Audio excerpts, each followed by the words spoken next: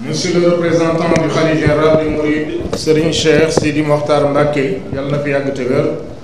Monsieur le représentant du chef de l'État, chers et honorables invités, Serigne Abo. Vendredi 7 juin 1963, El Hadj Falilou Mbacké inaugurait la grande mosquée de Touba, après en avoir béni la pose de la première pierre en 1932, sur l'ordre et sous la présence de son brave aîné, Serigne Mohamedou Moustapha Mbacké, qui a commencé et dirigé les travaux pendant 7 ans. C'est l'occasion également de revenir sur la construction de la mosquée de Touba, en rappelant brièvement les conditions dans lesquelles elle a été réalisée. Aujourd'hui, vendredi 7 juin 2013, nous voici aujourd'hui rassemblés sur cette même place pour commémorer l'anniversaire d'El Hadj Falilou Mbacké. La conjonction extraordinaire de ces deux événements historiques,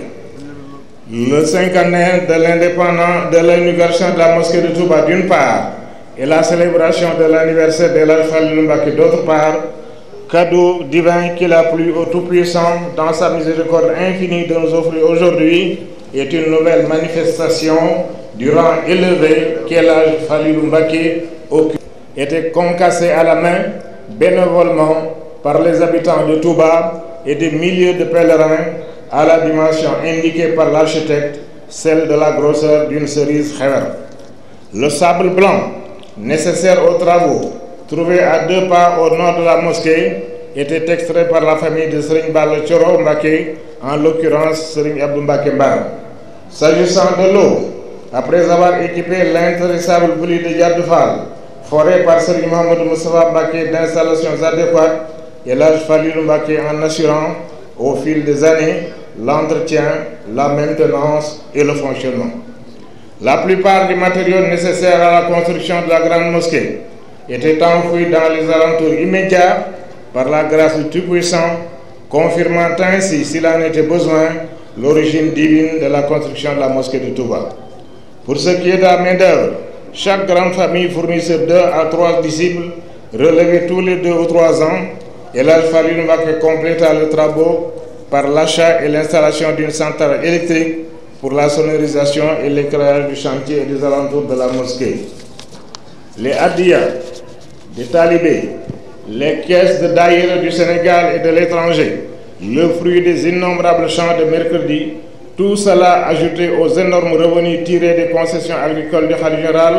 de Ndindi, Nianka, Alia et Touba Bogo, constituaient des sommes phénoménales qui ont permis le financement de la construction de la mosquée de Touba. Quand il s'agissait de faire le paiement, l'architecte et l'entrepreneur venaient à Touba recevoir le paiement de chaque décompte préalablement établi et accepté par l'architecte et duquel était déduit le montant des fournitures mourides. Là, dans le salon de la BRAC, de gros sacs d'argent en coupure, préparés par ses trésoriers Serigne Baye Sall d'abord, Serigne Dame Diop ensuite et Serigne Bousso, étaient déposés auprès d'El Hadj Falilou Mbacké, qui puisait de sa main bénie chaque liasse, qui remettait à votre serviteur, qui après l'avoir compté la remettait à l'entrepreneur ou à l'architecte selon le cas. Ce dernier comptait à son tour et la mettait dans son sac, ainsi de suite jusqu'à la fin de l'opération, et l'entrepreneur et l'architecte signaient le reçu correspondant. C'est ainsi que toute la construction de la mosquée de Touba a été payée par El Hadj Falilou Mbacké, rubis sur l'ongle. Il faut souligner ici que Serigne Mohamedou Moustapha Mbacké avait intégralement payé la part construite de 1932 à 1939. Qu'un pays sahélien dépourvu de ressources minières est condamné à la monoculture et puis édifier un temple religieux aussi majestueux que celui qui se dresse devant nous est l'illustration parfaite qu'un peuple dévot, galvanisé par la foi, est capable de tout. C'est pourquoi la mosquée de Touba est une fierté, non seulement pour les mourides, mais pour tous les Sénégalais, pour tous les Africains, pour tous les musulmans. Depuis 1963, de belles mosquées ont été construites à Touba. Dans l'humilité et la discrétion,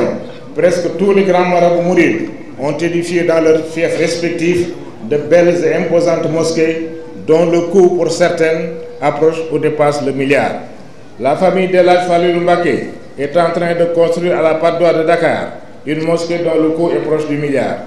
Le khalife général du Mouride, Serigne Cheikh Sidi Mokhtar Mbacké, a donné personnellement 3,6 milliards pour la construction de la grande mosquée Mouride de Dakar. La mosquée de Touba a été agrandie et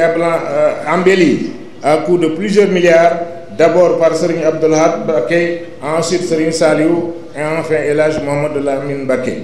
Serigne Cheikh Sidi Mokhtar Mbacké est en train de doter la mosquée de 2 minarets supplémentaires de 70 mètres de hauteur et dans l'embellissement intérieur et extérieur de très haute qualité. Tout cela pour un coût probable de 500 millions. Ces travaux ont déjà débuté. 3,5 milliards.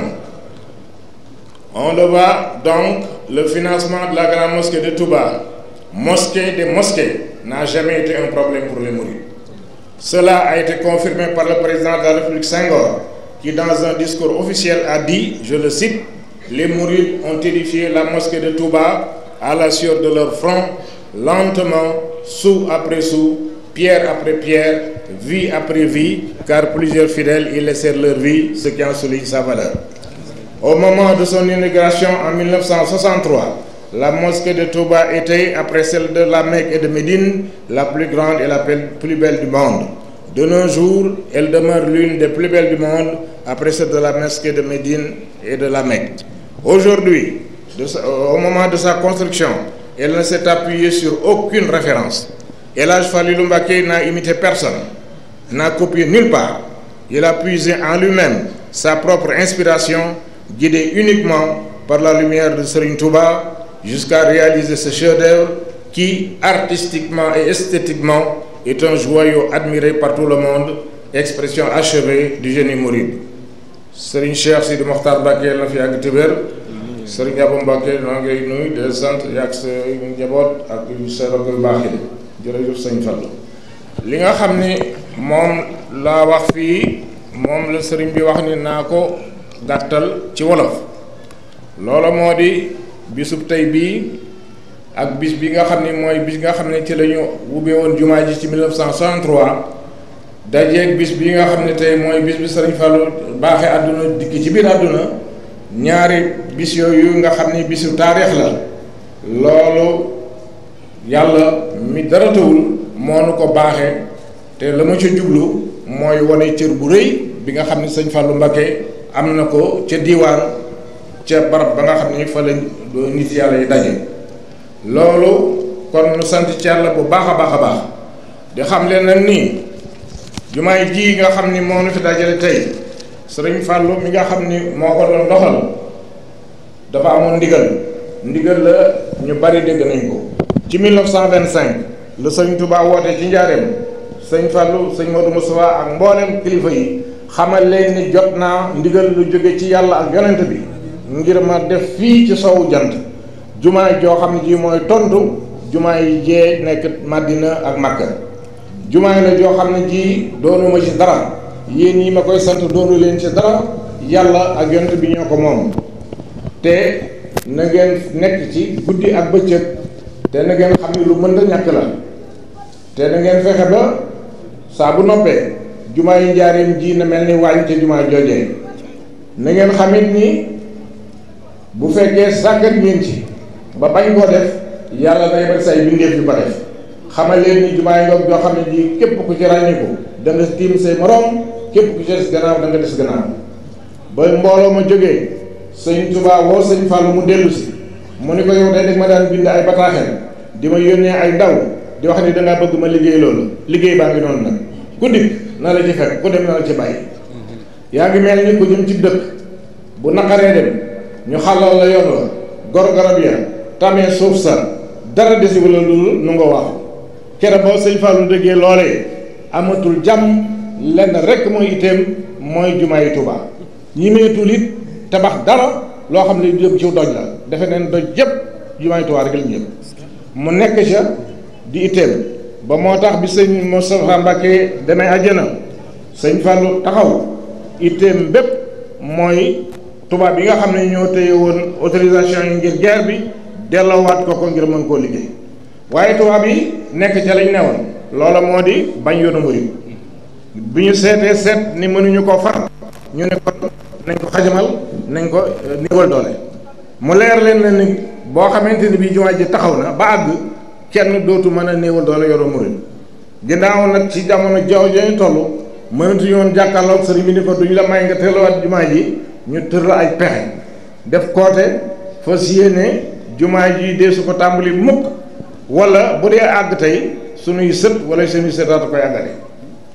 ba loolu amee ñu tàmbali ràbb ay sàqi gàllankoor sàq mu njëkk ma ñu ngi ko ràbb def ko ca Ndar sëñ Fallou simbi ko mu daanu ñu ràbb meneen sàq ca Ndakaaru sëñ Fallou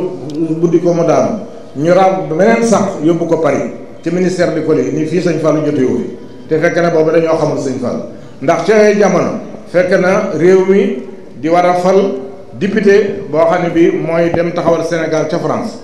ñaari nit di ko xëccoo Senghor ak keneen ñaar ñu ko xëccoo kenn ku ne jëm si sëñ Fallou ngir bëgg mu jàppale la sëriñ Fallou woo ñi ko jigéen ni leen jumaa ji rek kay sama yitte ñaar ñoo ñu xëccoo réew mi de bu ñu ñëwee ku ci tudd jumaa ji rek yaa koy jël lii la leen sëñ Fallou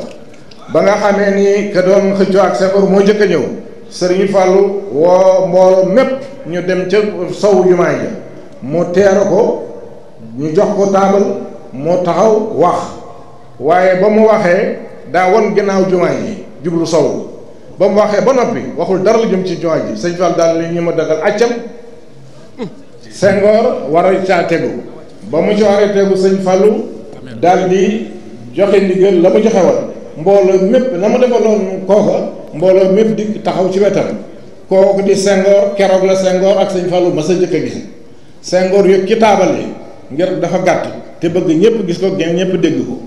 wëlbatiku jublu ci jumaa ji jublu penku yëkkati loxoom ni yorom ni ko papa xam naa ni sa itti àdduna bépp mooy tàmbaliwaat liggéey jumaa ji tubaab yi tee nga tàmbali ko maa ngi lay waatal fii nii boo ma joxee réew mi danaa fexe ba tubaab yi jox la liggéey bi nga liggéey ko ni ñu ko bëggee sëñ Fallou daal di gestu ñette ko fiam ne jël na ko de jël na ko joojee moo topp Senghor bàyyiwu ko ba ni mu faatoo ku mu mas a woteel wot na la lu mu mas a bëgg am na ko sëñ Fallou rek a mën a fay bi loolu amee nag